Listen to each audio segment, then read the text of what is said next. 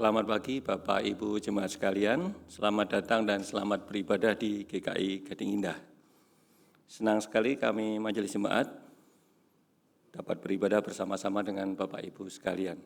Hari ini adalah Minggu Advent kedua. Bersama ini kita akan menyampaikan beberapa penekanan pokok warta. Yang pertama, berita duka cita. Telah berpulang ke rumah Bapa di sorga, Ibu Rospiana, 84 tahun, pada hari Sabtu 30 November 2024, Mama dari Bapak Safari Anam, Ibu Irene Aryawati, Oma dari Saudari Jesslyn Gotama dan Saudari Marco Gotama. Jenazah telah dikremasikan pada hari Selasa, 3 Desember 2024 di Krematorium Grand Haven. Kiranya kekuatan dan penghiburan dari Tuhan Yesus senantiasa menaungi keluarga yang ditinggalkan. Yang kedua mengenai malam puji dan sabda akan dilaksanakan pada hari Kamis 12 Desember 2024 jam 19.30 di GKI Gading Indah dengan tema Persiapkanlah Jalan Bagi Tuhan. Akan dilayani oleh Pendeta Kristina Simare-Mare dari GKI Gunung Sahari. Jemaat diundang untuk menghadirinya. Kemudian donor darah akan diselenggarakan pada hari Minggu, hari ini, nanti jam 8 sampai jam 11 di SDK 6 Penabur, lantai 3. Jemaat dan simpatisan diundang untuk turut berpartisipasi pada donor darah ini. Untuk informasi lebih lanjut dapat dilihat pada warta jemaat online. Selanjutnya mengenai Bina Pranikah, GKI Cianjur mengadakan Bina Pranikah online yang diselenggarakan pada hari Sabtu 11 Januari dan 25 Januari 2025. Informasi selengkapnya dapat dibaca pada warta jemaat online. Selanjutnya pengumuman penting untuk para orang tua muda. Ibadah remaja GKI Gading Indah kembali ke jam 8.45 pagi mulai Januari 2025. Jadi kita bisa lebih santai dan beribadah ke KU2 tanpa khawatir terlambat lagi. Selanjutnya setelah kebaktian selesai pagi ini, jemaat diundang untuk beramah tamah sambil menikmati kudapan yang telah disediakan di lobi lantai 1. Demikian pokok warta hari ini. Kebaktian hari ini dengan tema Persiapkanlah Jalan Bagi Tuhan akan dipimpin oleh Pendeta Novita Sutanto. Jemaat dipersilakan bersatu sejenak sebelum ibadah dimulai.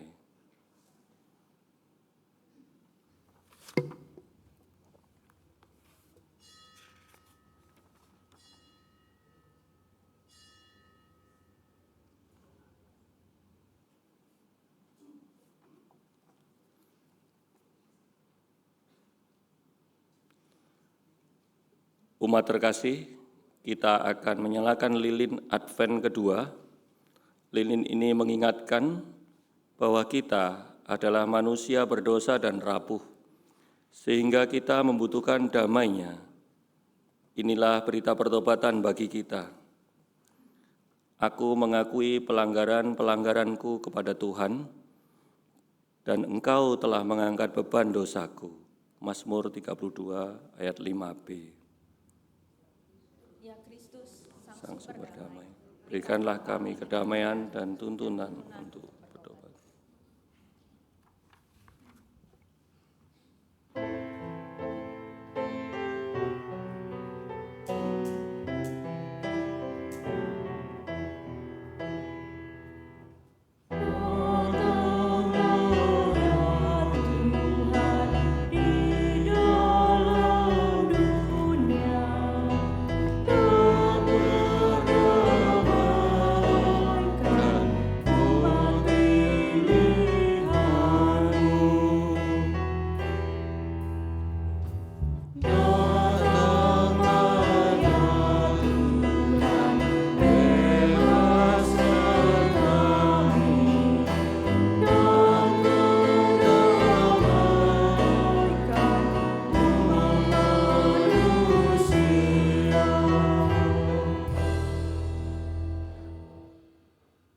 Berjaga-jagalah dan sambutlah Tuhan dengan kesungguhan hati.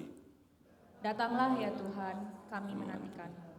Siapkanlah segera jalan bagi Tuhan. Datanglah ya Tuhan, kami menantikan.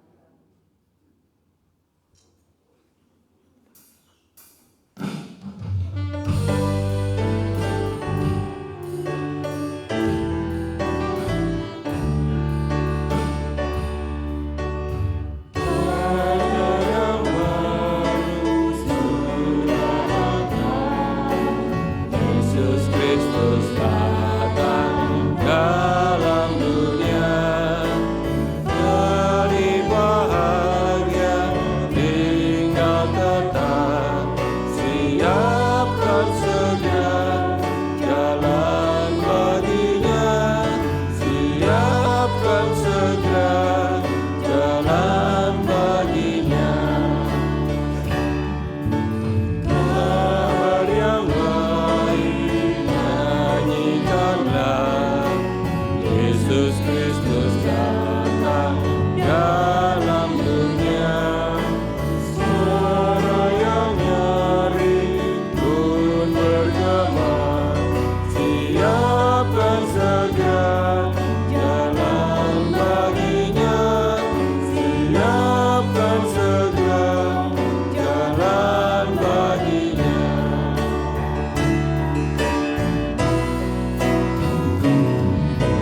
Bumi yang Yesus Kristus datang dalam dunia, damai sejahtera tersebar, siapkan segera jalan baginya, siapkan segera jalan baginya.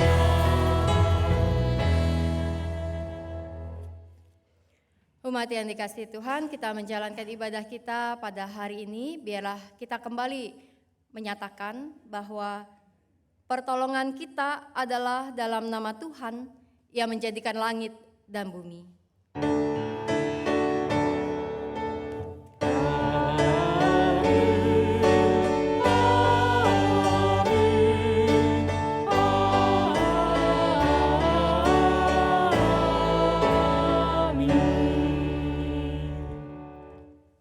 Tuhan beserta saudara-saudari. Dan beserta saudara juga.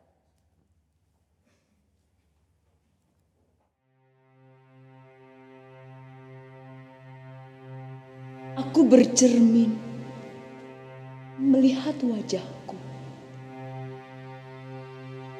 Apa yang kulihat? Orang berdosa yang tidak layak, bahkan hina. Bagaimana tidak? Aku mengaku dosa, tapi melanggarnya juga. Aku menangis memohon ampun, tapi tindakanku jauh dari hidup yang benar. Kata orang, Engkau pengasih dan penyayang. Masih layakkah aku menanti kedatangan-Mu dalam hancurku? Aku memohon.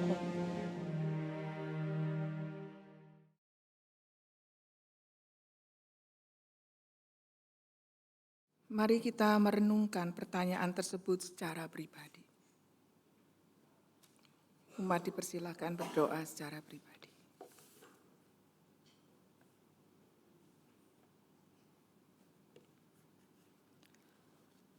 Mari berdoa.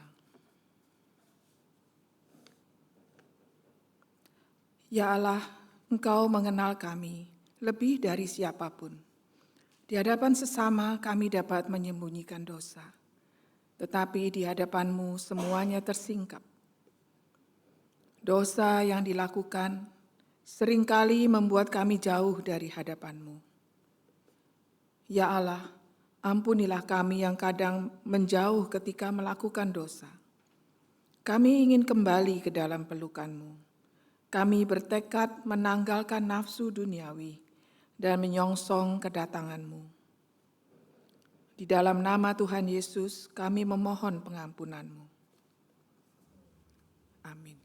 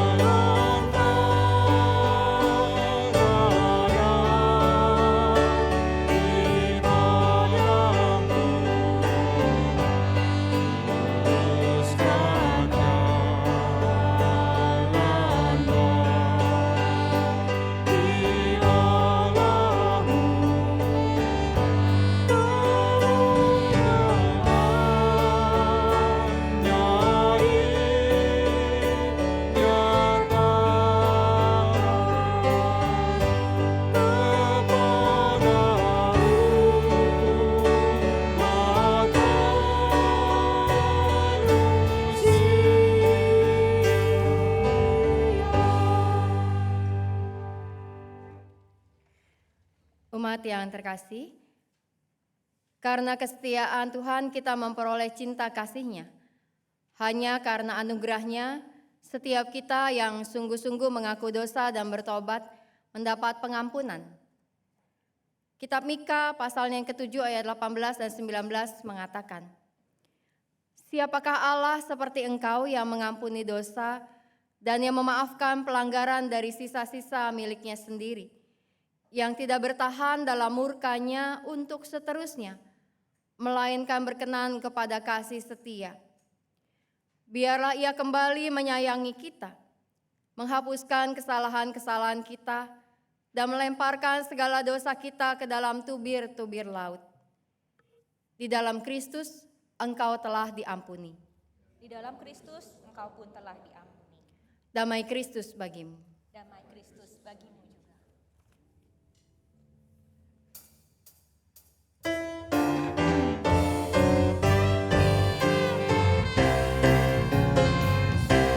Bersukacita selalu, tunjukkan wajah gembiramu.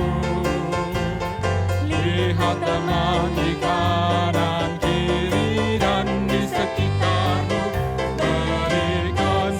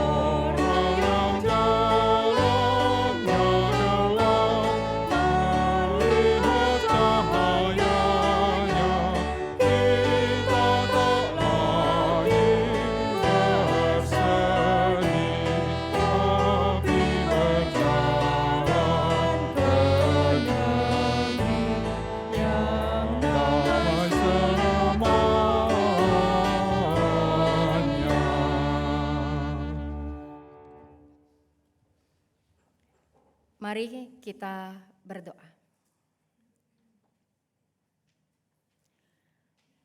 Allah yang Maha Kasih, yang telah datang ke dalam dunia untuk mencari, mendekat, dan memberkati kami. Engkau Allah yang punya kuasa atas segalanya. Engkau juga yang punya kuasa atas setiap jalan-jalan kehidupan kami. Inilah kami, umat-Mu yang beribadah di saat ini. Dan biarlah setiap kami menyiapkan diri kami untuk dibimbing, dikuatkan, diteguhkan, bahkan ditegur oleh firman Tuhan yang akan kami baca dan renungkan di dalam ibadah ini, menjadi bimbingan bagi setiap jalan kehidupan kami. Bersabdalah ya Tuhan bagi setiap kami, bersabdalah, kami siap menyambut firman-Mu. Dalam nama Tuhan Yesus kami berdoa. Amin.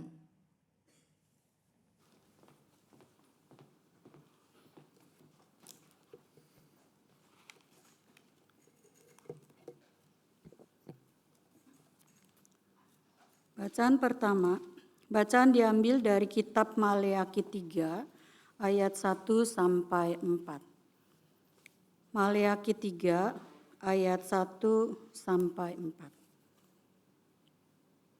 Lihat, aku menyuruh utusanku agar ia mempersiapkan jalan di hadapanku. Tiba-tiba Tuhan yang kamu cari itu akan datang ke bait-Nya. Utusan perjanjian yang kamu inginkan itu sesungguhnya ia datang, firman Tuhan semesta alam. Siapakah yang dapat tahan akan hari kedatangannya? Siapakah yang dapat tetap berdiri ketika ia menampakkan diri? Sebab ia seperti api pemurni logam dan seperti sabun penatu. Ia akan duduk seperti orang yang memurnikan dan menahirkan perak. Ia menahirkan orang Lewi, menyucikan mereka seperti emas dan perak, supaya mereka menjadi orang-orang yang mempersembahkan kurban kepada Tuhan dalam kebenaran. Maka persembahan Yehuda dan Yerusalem akan menyenangkan hati Tuhan, seperti pada hari-hari dahulu kala dan seperti tahun-tahun purbakala. Demikian sabda Tuhan. Dan Sakaria, ayahnya, penuh dengan Roh Kudus, lalu bernubuat. Katanya, Puji Tuhan Allah Israel, sebab Ia melawat umat-Nya. Terpuji Tuhan Allah Israel, yang membawa kelepasan baginya. Terpuji Tuhan Allah Israel, sebab Ia melawat umat-Nya. Terpuji Tuhan Allah Israel, yang membawa kelepasan baginya. Dia tumbuhkan tanduk keselamatan dalam turunan Daud bagi kita semua, seperti sudah difirmankan Tuhan sejak dahulu oleh mulut para nabi. Telah lepaskan kita dari musuh, dari semua orang yang membenci kita, untuk tunjukkan rahmat ke leluhur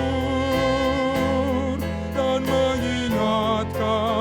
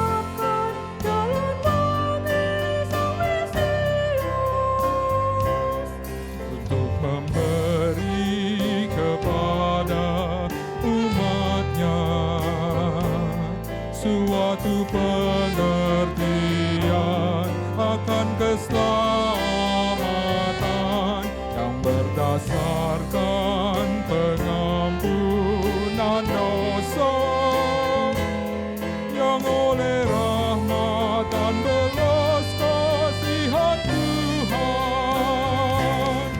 Terpuji Tuhan Allah Israel, sebab Dia melawat umat-Nya.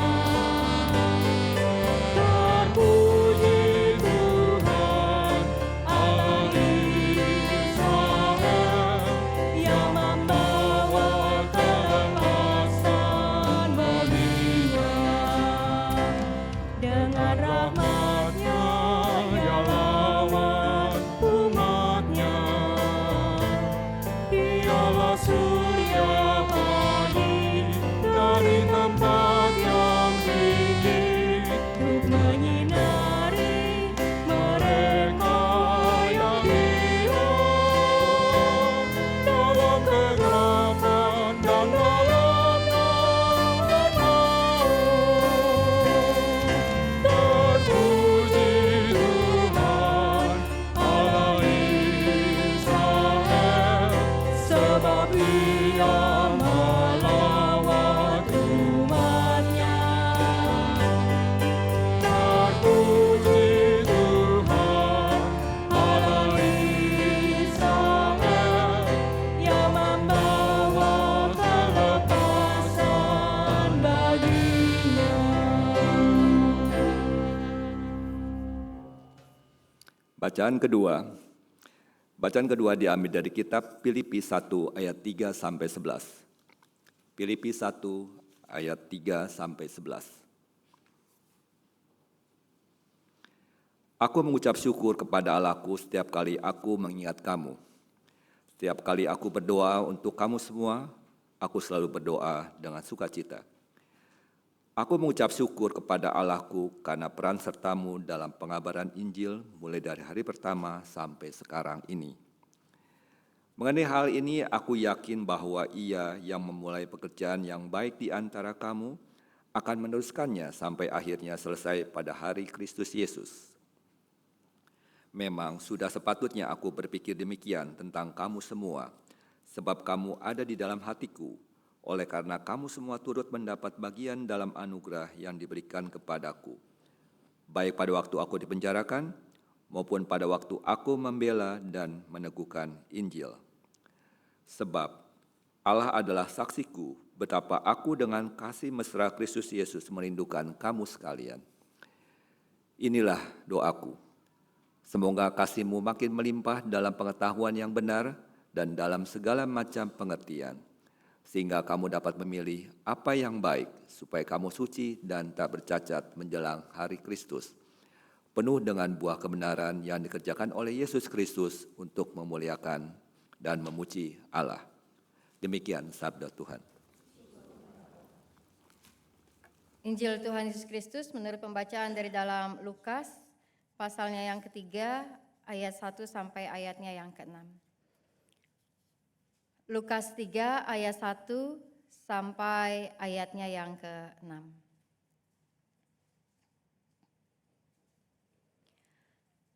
Dalam tahun ke-15 pemerintahan Kaisar Tiberius, ketika Pontius Pilatus menjadi gubernur Yudea dan Herodes raja wilayah Galilea, Filipus saudaranya raja wilayah Iturea dan Trachonitis, dan Lisanias raja wilayah Abilen, pada waktu Hanas dan Kayafas menjadi imam besar. Datanglah firman Allah kepada Yohanes, anak Zakaria di padang gurun. Lalu datanglah Yohanes ke seluruh daerah Yordan dan memberitakan baptisan tobat untuk pengampunan dosa. Seperti ada tertulis dalam kitab nubuat-nubuat Yesaya. Ada suara yang berseru-seru di padang gurun, persiapkanlah jalan untuk Tuhan, luruskanlah jalan raya baginya. Setiap lembah akan ditimbun, setiap gunung dan bukit diratakan. yang berliku-liku diluruskan, yang berlekuk-lekuk dijadikan jalan rata. Dan semua orang akan melihat keselamatan dari Allah. Demikianlah Injil Yesus Kristus, berbahagialah kita yang mendengarkan firman Allah dan yang memeliharanya. Maranatha.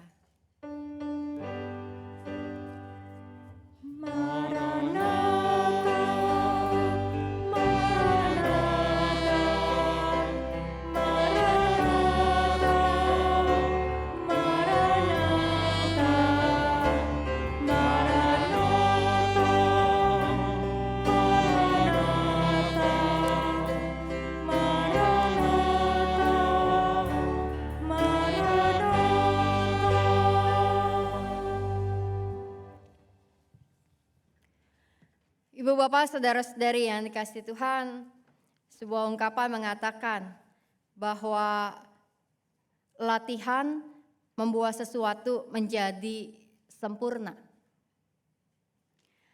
Namun di dalam kenyataannya ada banyak hal dalam kehidupan kita yang kalau dalam istilah anak kuliahan atau mereka yang sedang studi adalah mengerjakannya dengan sistem SKS. Ibu bapak tahu arti SKS? Yang masih menjalankannya masa-masa kuliah. SKS itu artinya adalah sistem kebut semalam. Artinya besok mau ujian, baru malam ini belajar. Yang lebih parah, kadang-kadang ada yang mengartikan SKS itu dengan sistem kebut sejam. Udah sampai di kampus, baru inget, ujian belum belajar, baru buka buku. Sistem kebut semalam, 1 jam. Dan ibu bapak saudara-saudari yang kasih Tuhan, hal itu yaitu hal mepet-mepet mengerjakan sesuatu, rasanya kan bukan hanya urusan belajar di sekolah. Dalam banyak hal kadang kita juga menjadi orang-orang yang mepet dalam melakukan sesuatu.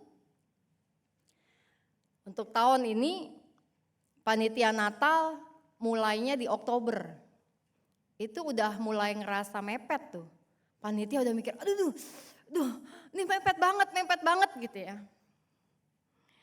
Idealnya sih panitia Natal udah mulai ketika panitia Paskah bubar gitu ya. Waduh, itu persiapannya pasti jreng banget gitu ya. Paduan suara nggak perlu digeber tiap minggu latihan gitu ya. Cukup 2 minggu sekali gitu ya kalau waktunya masih jauh. Tapi kan ini wah gitu ya. Ya itulah yang memang terjadi dalam banyak hal kehidupan kita. Sementara mungkin juga ada orang-orang atau ibu bapak adalah tipe-tipe orang yang serba prepare. Saya kadang-kadang sama Kak Kle suka mengatakan, kami itu punya beda prinsip. Kalau Kak Kle itu prinsipnya adalah engke kumaha, saya kumaha engke. Yang ketawa, yang Sundaan nih. Kalau Kak Kle itu prinsipnya nanti gimana? Jadi persiapan panjang itu perlu dipikirin. Kalau mau pergi aja belanja, daftar belanjanya harus rapi, detail. Kalau saya mah gampang, ntar berangkat aja dulu. Ntar kelihatan di swalayan, baru inget ini mau beli. Oh enggak, Kak Kle mau. Dari kemarin kami mau belanja, belum jadi. Kenapa? Daftar belanja belum selesai. Takut ada yang lupa. Gimana nanti? Jadi dipikirin gimana nantinya nih gitu ya. Kalau saya mikirnya, engke kumaha. Nanti yaudah dah. Ya lihat aja nanti deh gitu ya. Kalau udah sampai nih mau belanja, lihat di swalayan, kepikiran itu tuh yang mau dibeli gitu ya. Kalau memang ternyata nggak kelewat itu lorongnya, ya udahlah swalayannya nggak kemana-mana, masih ada di situ, bisa balik lagi gitu ya. Nah, ibu bapak saudara-saudari, ya dalam hal tertentu kita menjadi orang-orang yang menyiapkan segala sesuatu dengan cara yang SKS, sistem kebut semalam, sesuatu yang mendesak, sesuatu yang memang kita siapkan dalam waktu yang singkat. Ada juga persiapan-persiapan yang kita lakukan menjadi sebuah persiapan-persiapan yang panjang. Menjadi persiapan-persiapan yang bahkan kita pikirkan secara detail, persiapan-persiapan yang sungguh-sungguh bahkan kita doakan. Katakanlah kalau bicara tentang mempelai-mempelai yang mau menikah. Kalau persiapan gedung itu kan setahun 2 tahun di muka. Biar dapat tanggal dan dapat diskon. Kalau mepet kan udah mahal gitu ya. Jadi persiapannya bisa panjang gitu ya. Tetapi kadang-kadang saya bingung gitu ya, mesen gedung bisa setahun 2 tahun di muka, tapi ke lapor ke gereja tetap aja mepet gitu ya. Jadi mikir-mikir, waduh ini udah mesti percakapan nih gitu ya, biar keburu wartanya. Tapi mungkin juga ada mempelai-mempelai yang santai aja gitu ya, kalau orang tuanya nanya, gimana? Nanti gampang. Maminya yang senewan gitu ya, situ gampang gitu ya. Persiapan adalah sebuah hal yang penting dan memang kemudian kebutuhan akan pentingnya sebuah persiapan akan menjadi semakin terasa ketika memang sebuah acara, momen atau peristiwa yang akan dijalaninya itu semakin hal yang besar, penting dan bermakna. Semakin besar acaranya, semakin penting dan semakin bermakna. Kita semakin menyadari bahwa butuh dan pentingnya persiapan itu dilaksanakan secara sempurna. Kisah kita ibu bapak saudara-saudari dalam Alkitab berbicara tentang kisah keselamatan manusia yang dikerjakan oleh Allah. Tidak secara ujuk-ujuk tiba-tiba begitu saja. Tapi dalam sebuah persiapan panjang yang memang Allah mulai nyatakan melalui nubuat kepada para nabi. Seperti apa yang disampaikan di dalam perjanjian lama dan menjadi bagian dari isi Yesaya yang kembali digaungkan di dalam Injil Lukas bacaan kita hari ini. Bahwa Allah telah menyiapkan sebuah rencana keselamatan itu begitu panjang. Dan bahkan ketika Yesus datang ke dalam dunia, sebelum ia memulai karyanya, Alkitab bercerita tentang Yohanes Pembaptis yang hadir mempersiapkan jalan baginya. Menjadi seorang yang dikatakan di dalam nubuatan Yesaya sebagai orang yang menyeru-nyerukan di padang gurun, persiapkan jalan bagi Tuhan, luruskanlah jalan raya baginya. Lukas 3 ayatnya yang ketiga. Yohanes Pembaptis hadir menjadi seorang pembicara besar dalam zamannya yang secara lantang berbicara mengenai kerajaan Allah dan tentang pertobatan. Pertobatan, pembaruan hidup, perbaikan hidup, perubahan. Dari mulut bibirnya Yohanes Pembaptis menyerukan seruan pertobatan kepada banyak orang. Sehingga Alkitab Matius mencatat bahkan kemudian para prajurit, pemungut cukai dan bahkan orang Farisi dan Saduki bertanya jawab dengannya mengenai apa yang perlu dilakukan dalam pertobatan mereka. Hadirnya Yohanes Pembaptis pada masanya membangkitkan sebuah semangat yang luar biasa. Ia memiliki sebuah kisah yang memang unik, datang dari padang gurun, lalu berseru-seru, memakai jubah kulit onta, memakan belalang dan madu hutan, sebagai orang yang unik atau eksentrik gitu ya. Lalu menyerukan sebuah pertobatan yang membuat orang kemudian bersedia mendengarnya. Dan sampai hari ini gereja termasuk kita menjadikan masa Advent kedua juga untuk menjadi masa pengingat tentang apa yang Yohanes Pembaptis lakukan ketika dia hadir dan berseru, yaitu menyatakan panggilan pertobatan. Agar umat dapat menyambut Tuhan dengan sungguh-sungguh. Kita menyiapkan Natal. Dan masa Advent di dalam penantian kita akan Natal tentu menjadi sebuah kesempatan kita bersiap-siap dalam banyak hal sebagai gereja. Kita menyiapkan dekorasi yang udah mulai, kalau minggu lalu kok pohonnya pelontos. Advent kedua udah mulai rame. Advent ketiga nanti makin macam-macam lagi gitu ya. Makin kerasa persiapannya sampai kemudian Natal menjadi puncaknya. Berbagai persiapan-persiapan kita lakukan, latihan-latihan dilaksanakan, paduan suara, drama setiap para pelayan ibadah, menyiapkan banyak hal, para pemusik dan sebagainya. Kita mau menjelang Natal sebentar lagi, itulah yang kita lakukan di masa-masa Advent. Tetapi juga Advent mengajak kita untuk mengingat tentang kedatangannya kembali ke dalam dunia suatu hari kelak. Bahwa hidup kita adalah sebuah hidup di dalam sebuah penantian. Dan penantian akan kedatangan Tuhan kembali memang sebuah penantian yang panjang. Kapan waktunya? Tidak tahu. Kapan terjadinya? Susah diprediksi. Yang pasti kita hidup dalam penantian. Alkitab mencatat sebuah nyanyian yang tadi juga dinyanyikan dengan panduan dari PNJ atau Prokantor. Sebuah nyanyian syukur atau kegembiraan dari Zakaria, ayah dari Yohanes Pembaptis setelah Yohanes Pembaptis hadir.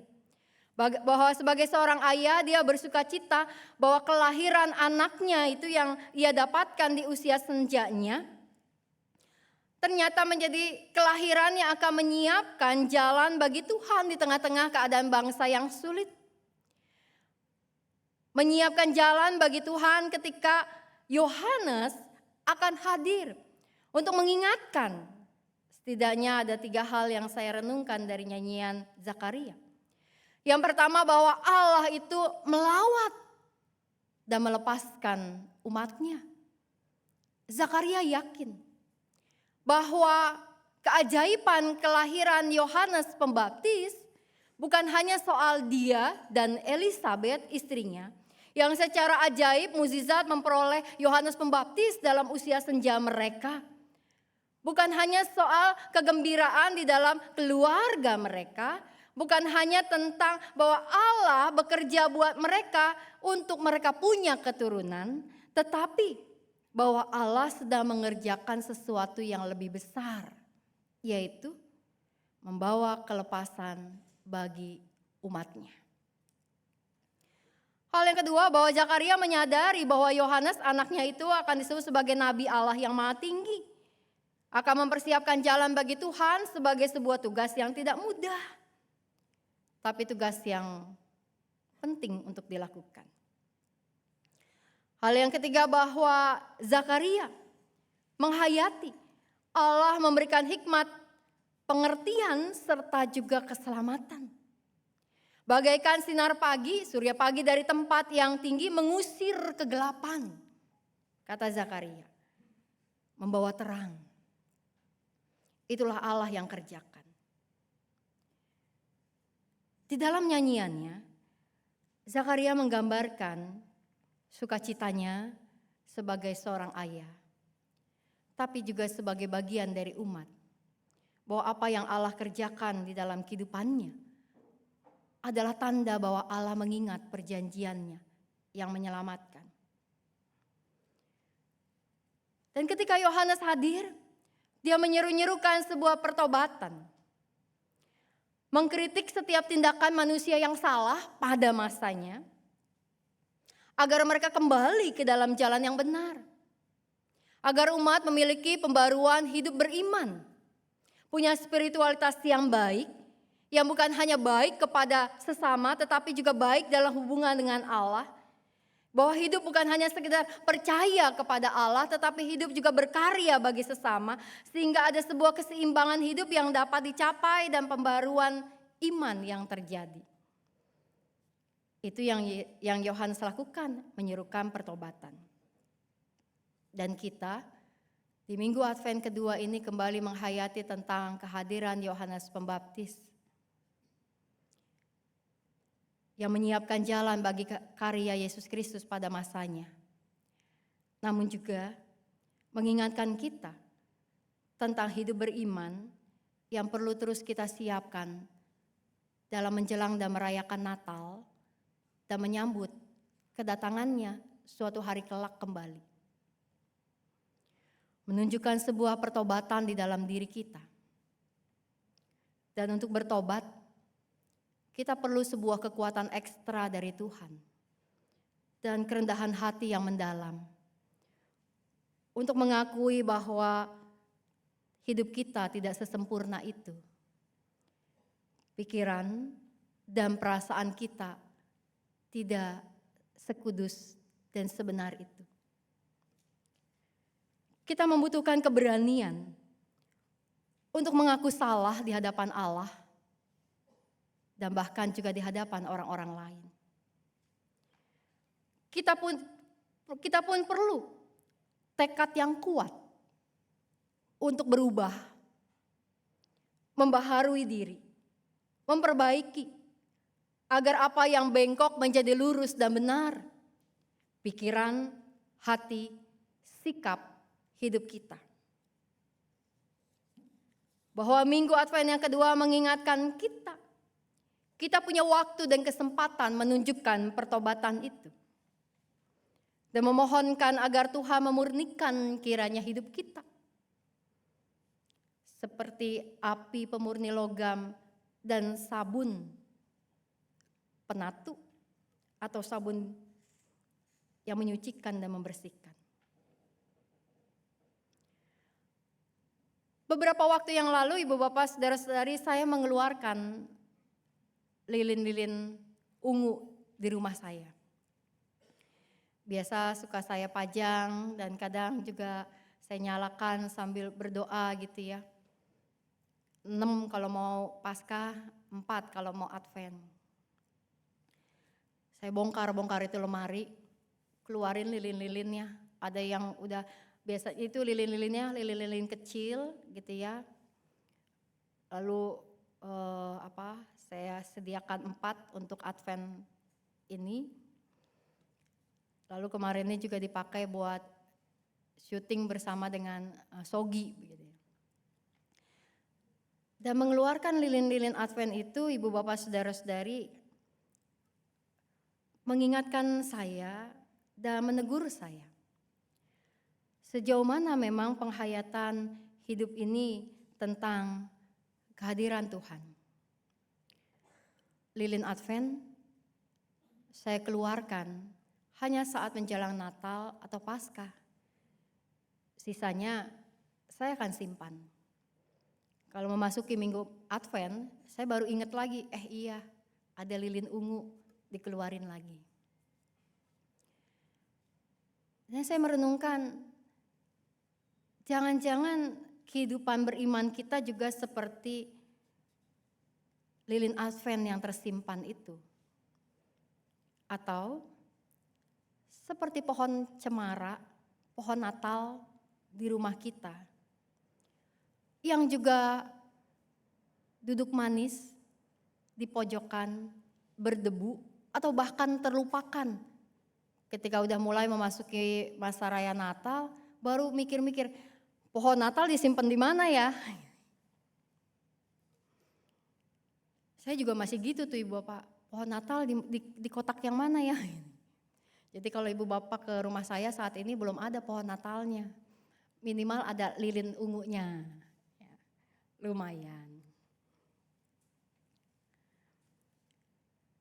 Merenungkan apakah jangan-jangan hidup beriman kita seperti pohon cemara, lilin Advent, atau berbagai dekorasi-dekorasi Natal yang lebih banyak disimpannya dan terkadang terlupakan daripada dipajang dan mengingatkan.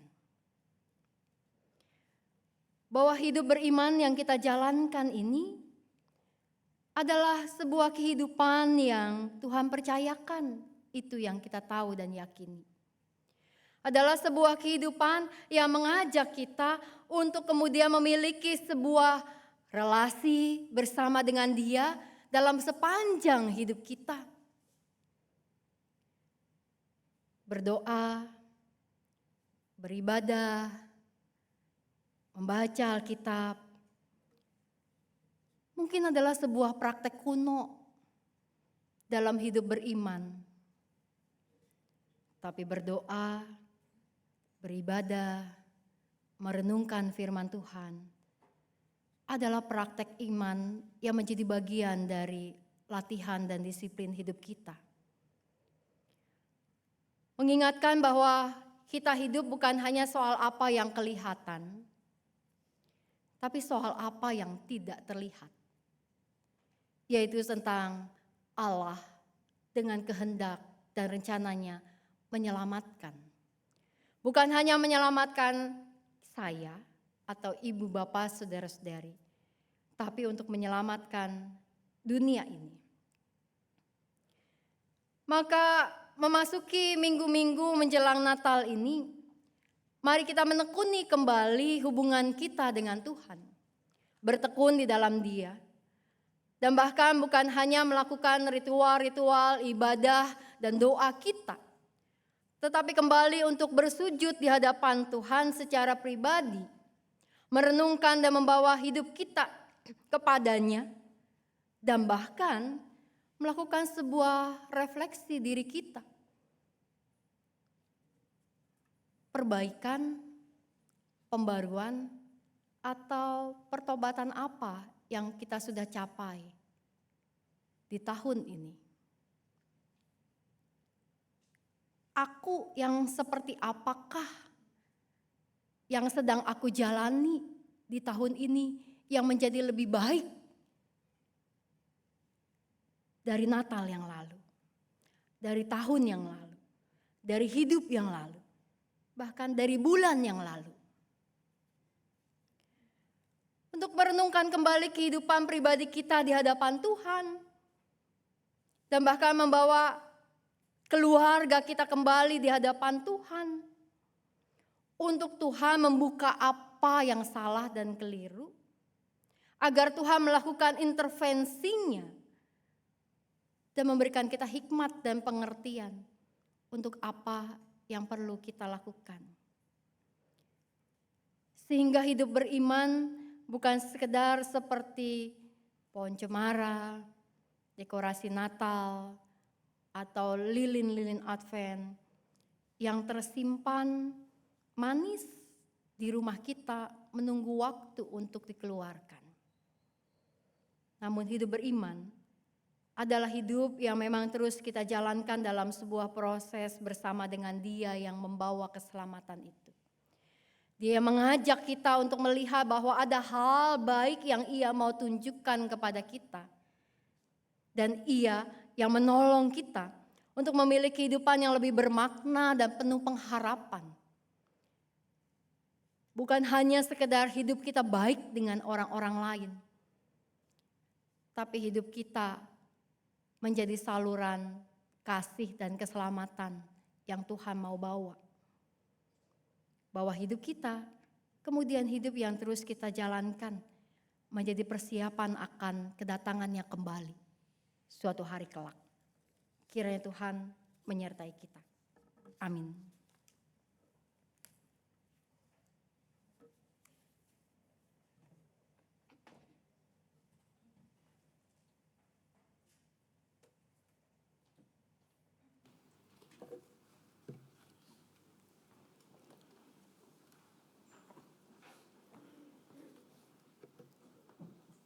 Marilah kita bersama dengan umat Allah di masa lalu, masa kini, dan masa depan, mengingat pengakuan pada baptisan kita menurut pengakuan iman rasuli. Aku percaya kepada Allah, Bapa yang Maha Kuasa, Khalik langit dan bumi, dan kepada Yesus Kristus, anaknya yang tunggal Tuhan kita, yang dikandung dari Roh Kudus, lahir dari anak darah Maria, yang menderita sengsara di bawah pemerintahan Pontius Pilatus, disalibkan, mati dan dikuburkan, turun ke dalam kerajaan maut. Pada hari yang ketiga, bangkit pula dari antara orang mati, naik ke surga, duduk di sebelah kanan Allah, Bapa yang Maha Kuasa, Dari sana yang akan datang untuk menghakimi orang hidup dan yang mati. Aku percaya pada Roh Kudus, gereja yang kudus dan persekutuan orang kudus, pengampunan dosa, bangkitan orang mati, dan hidup yang kekal. Amin.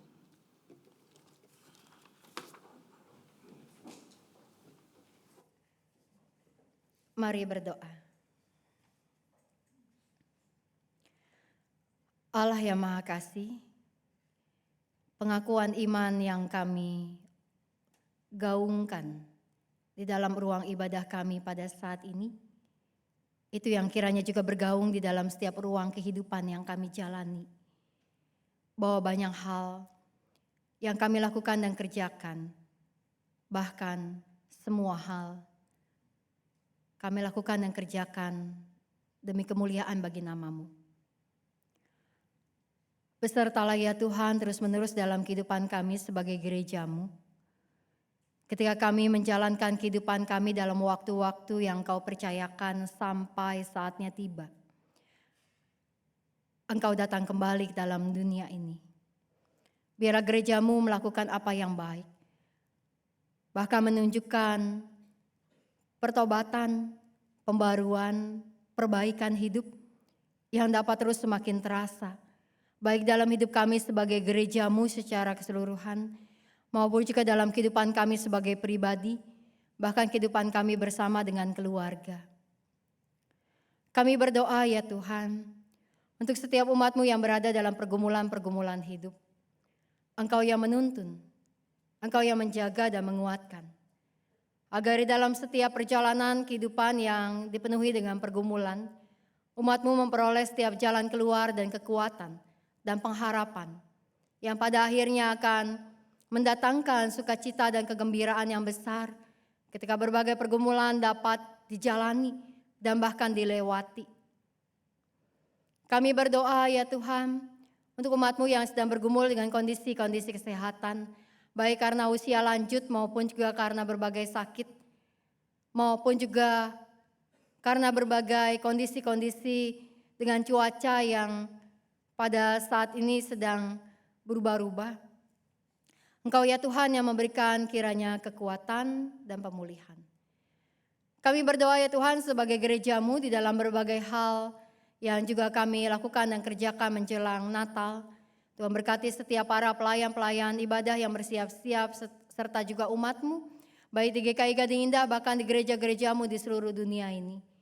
Kami berdoa juga ya Tuhan, di dalam berbagai kegiatan dan program yang kami jalankan sebagai gereja-Mu, untuk rapat koordinasi majelis jemaat dengan komisi-komisi pada hari Selasa nanti, serta untuk persidangan majelis jemaat pada hari Minggu yang akan datang. Segalanya kiranya berlangsung di dalam penyertaan-Mu, menghasilkan kebijakan, keputusan, bahkan juga berbagai evaluasi yang dapat menguatkan kehidupan kami bersama, di mana Engkau sebagai kepala gereja kami. Kami berdoa bagi bangsa dan negara kami di dalam berbagai peristiwa, kejadian, dan bahkan juga berbagai perencanaan dan upaya-upaya yang kami rindukan terjadi menjadi perbaikan yang nyata bagi negeri ini. Berkatilah setiap aparat pemerintah, aparat hukum dan keamanan di dalam mengerjakan tugas tanggung jawab mereka, agar mereka terus memberikan diri mereka, mendedikasikan apa yang terbaik bukan untuk kepentingan diri mereka dan keluarga atau golongan mereka, tapi bagi kepentingan bangsa di mana kesehatian dan kerjasama dapat dinyatakan.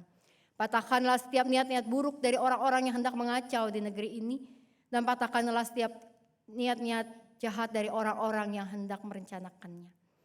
Engkau Tuhan juga yang beserta dengan setiap kami di dalam berbagai pergumulan cuaca yang ada, ketika berbagai juga musibah atau bencana dapat terjadi dalam keadaan ini. Engkau ya Tuhan yang menolong dan menyertai, agar segalanya dapat kami lewati bersama-sama dengan saling menopang dan menguatkan, dan kami dapat mengantisipasi keadaan dan cuaca dengan lebih baik, sehingga kehidupan pun dapat berjalan dengan lebih baik.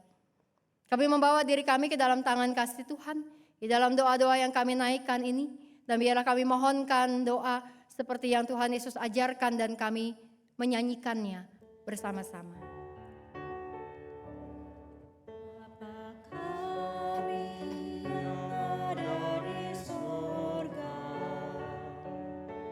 Dikuduskanlah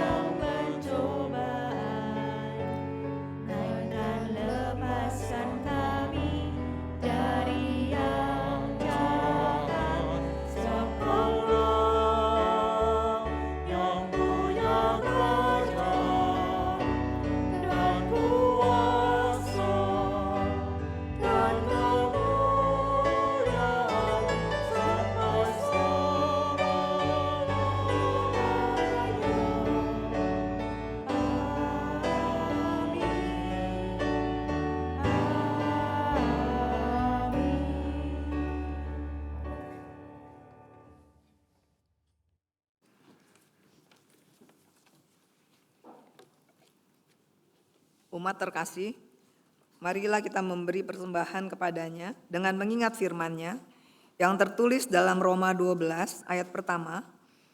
Karena itu saudara-saudara, oleh kemurahan Allah aku menasihatkan kamu, supaya kamu mempersembahkan tubuhmu sebagai persembahan yang hidup, yang kudus dan yang berkenan kepada Allah. Itulah ibadah yang sejati.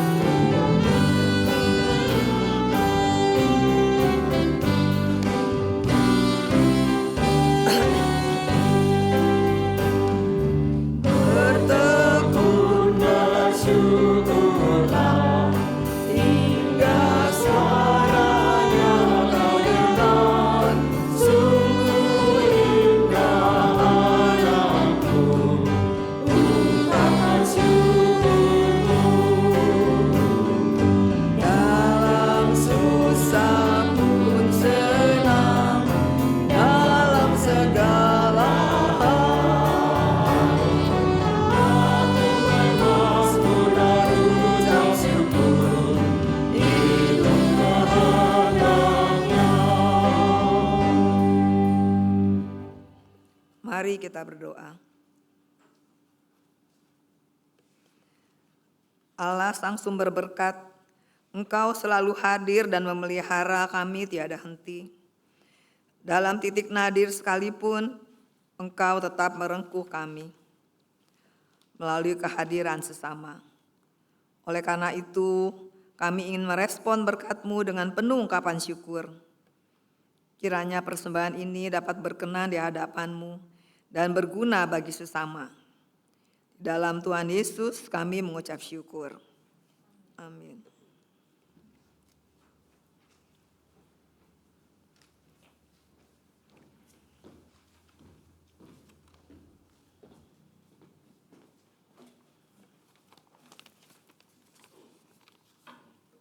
Umat terkasih, persiapkanlah jalan bagi Tuhan.